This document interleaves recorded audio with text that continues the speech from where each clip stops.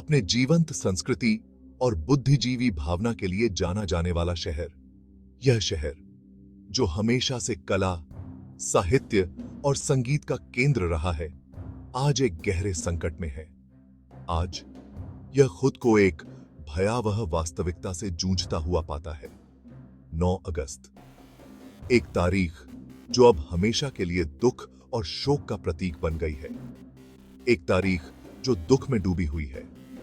इस दिन एक युवा डॉक्टर जो अपने सपनों को साकार करने के लिए कड़ी मेहनत कर रही थी, बेरहमी से असॉल्टेड और मर्डर कर दी गई। एक युवा डॉक्टर अपने सपनों की दहलीज पर बेरहमी से असॉल्टेड और मर्डर कर दी गई।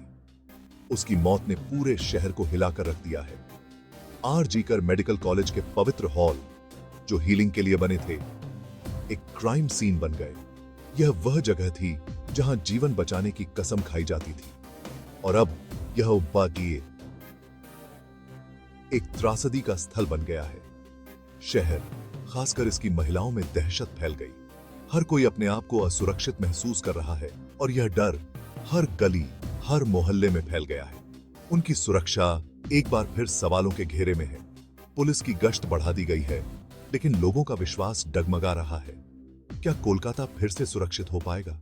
एक युवा महिला जो प्रॉमिस से भरी हुई थी, अपने सपनों को पूरा करने के लिए संघर्ष कर रही थी। उसकी आंखों में भविष्य के लिए अनगिनत सपने थे, लेकिन उसकी ट्रेजिकली मौत ने उसे एक बड़े इश्यू का सिंबल बना दिया। वह एक ऐसी आवाज बन गई जो अब दबाई नहीं जा सकती थी। उसकी दुखद मौत ने गुस्से और दुहक का ज्वालामुखी फूट पड़ा। लोग अपने आंसुओं को रोक नहीं पाए, और उनके दिलों में गहरा दर्द था। कोलकाता की सड़कें बदल गईं। हर कोने पर लोग इकट्ठा हो गए, अपने गुस्से और दुहक को व्यक्त करने के लिए।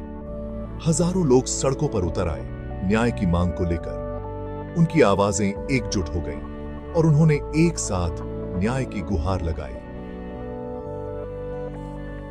उनकी चीखें शहर में गूंज उठीं। उन्होंने कैंडल लाइट विजिल्स निकाली, और मोमबत्तियों की रोशनी में उनके संकल्प और भी मजबूत हो गए। उनके चेहरों पर दुहक और दृढ़ संकल्प दोनों झलक रहे थे। हर चेहरा एक कहानी कह रहा था, एक बदलाव की मांग कर रहा था। यह सिर्फ एक ट्रैजिक घटना के बारे में नहीं था। यह एक ऐसी घटना थी जिसने समाज की नींव को हिला दिया। यह एक ऐसे समाज के बारे में था जो अपने डीमन से जूझ रहा था। यह एक लड़ाई थी, एक बेहतर भविष्य के लिए, एक न्यायपूर्ण समाज के लिए।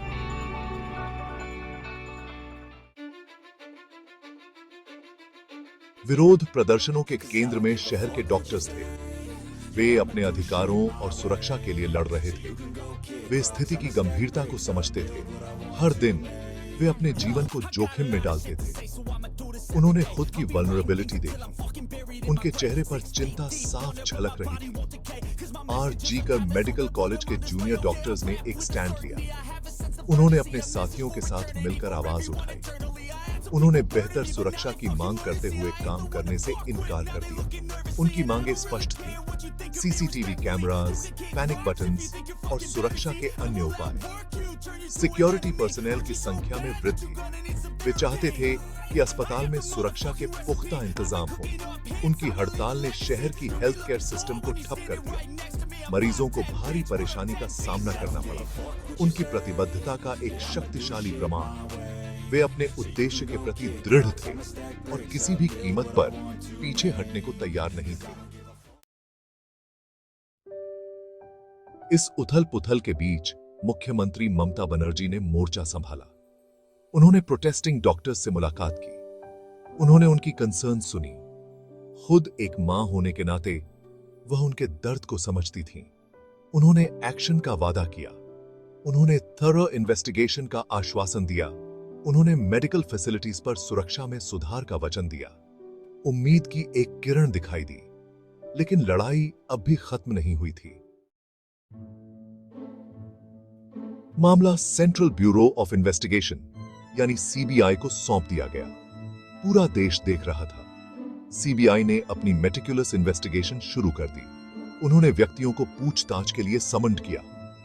हर लीड को परस्यू किया गया। सबूत के हर टुकड़े की जांच की गई। न्याय के पहिए गति में थे, लेकिन शोक में डूबे शहर के लिए न्याय मिलना ही था और मिलता हुआ दिखना भी था। इंतजार जारी है।